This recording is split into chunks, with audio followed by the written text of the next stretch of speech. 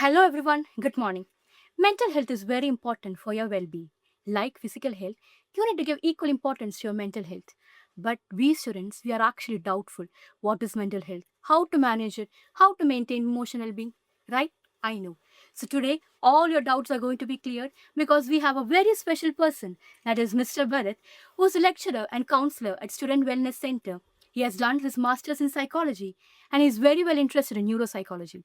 Welcome you, sir. We are truly honored to have you with us. Thank you. Thanks for having me here. Yeah, sure, sir. So, my first question is, sir, as an experienced counselor, what are the major challenges faced by students and how it has been evolved across ages? Well, in my experience as a counselor, some of the most common concerns that I see among students is academic stress Mhm. and interpersonal issues, issues with motivation, sleep-related issues, self-esteem related issues. So these are some of the common concerns that we see. And to answer the second question, like how it has evolved over time. So I don't think the current generation is facing any new problems that the previous generations have not. Most of these problems are human and have always existed. And the thing is, the environment in which the current generation is experiencing it is slightly different. So academic competition, constant comparison, and constant expectations. So that's something the generation is trying to keep up with. Yeah, yes, Well, yeah. one more positive on the positive note, the current generation is more open to talking about mental health, which is a great thing. You told no, most people open up actually, but there are a few percentage who doesn't open up because they're hesitant to seek professional help, like because of stigma, social judgment. So, actually, what can you do to normalize the situation? Well, firstly, we need to come out of the idea that counseling or seeing a psychologist is something only for someone diagnosed with a mental illness or someone who is, mentally ill, like chronically mentally ill. So you can see a psychologist even when you feel something is off. When we go to a doctor when we feel that there is some physical changes, or we feel we are not physically okay, but we don't think we are weak. So I think that's the similar attitude that we need to look at um, mental health as well. And yeah, colleges also can promote mental health services, during orientation programs or peer support groups. Um, so yeah, and organize wellness workshops. So, and even having a counselor on the campus itself can make a huge difference. So students come to attend when they come to attend counseling, they seek immediate response actually. Like when they attend one counseling, they think, okay, tomorrow no need, everything is cured. But so what is the role of a counselor or a psychologist, and how does the actual process help them to uh, fight their problems? So, one of the common misconceptions is that during a counseling session or a therapy session, the psychologist or the counselor is going to sit down and advise them or tell them how to live their lives. But that's not true again.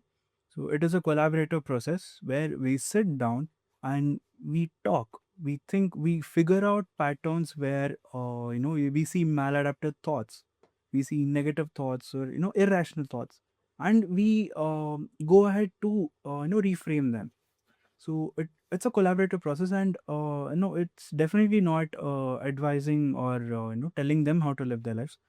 um it's just helping the students understand themselves better, so they can make decisions more clearly. And of course, I'm not living the student's life, so I can't make decisions for them. And yeah, this is about the process itself, and my role is only to facilitate this journey. So my next question is, we all have learned, especially psychology students have learned, we have a lot of ethics in psychology. When we are doing a therapy, the privacy concerns are all the main ethics actually. So do you think the present psychologists actually follow that ethics actually? Because psychology, like in psychology, what we say, therapy, the relationship between a like client and a therapist should be a professional one. But we see people taking it to a personal one actually. So what is your opinion on that? Well, the kind of relationship that the therapist and the client should be, of course, professional, and there are like ethical codes that we need to follow. And one of the most important one is the privacy and the confidentiality part. This could be one of the reason students hesitate to come as well, will that information be shared to someone else? What if people get to know their personal information or private information? But uh, we can guarantee that all the information that we we discuss during the session is 100% confidential, unless there is a risk to your own life, or there is a risk to someone else's life from you, or there is a legal body involved. So those are the three instances where we might have to break confidentiality. Otherwise, everything that is discussed in the session is 110% confidential. So, what you have to tell to the upcoming people, June, like generation who are pursuing psychology, like me? I actually interested in psychology. And I have learned for 2 years, so I really wish to pursue it in my future years. Actually, so what you have to tell people like me, they're pursuing psychology in the future? What advice you have to give? Well, it's a beautifully blooming field in India, and there is a huge demand. There is a huge demand for mental health professionals. With no the way the world is functioning right now, Yeah. the burnout and constant vigilance. That's definitely there. So there is a huge scope for psychology, and there is a huge need for mental health professionals. So yeah, the advice I would give the younger generation is that try to figure out what your niche is, and work specifically towards that niche. So actually, this is a very true answer I got for this question. Can we move to the next question? Yeah. So, coming to social media. Social media actually influences a lot the way we perceive things, the way our opinions created, right? So, from a psychology perspective, like how is this affected by our self-esteem and emotional well-being? Social media today definitely has a huge influence on our lives. So we are constantly exposed to people, online or 24 by 7. But what we get to see is the carefully selected part of their lives. When we post a picture, we look at like 100 different parameters. We look at the light, we look at the camera angle, we look at the filters, and then we even see like, does this music go well with this photo? So that's how much carefully that part of their life is selected. And students generally, in general, people look at it and assume that that is their life, but they don't really get to see what happens behind the picture. And so we this creates a unhealthy comparison pattern where we compare our ordinary chaotic complex lives to just one Instagram highlight. So, but again, Instagram or social media in general is not inherently bad. It gives a sense of community and connection.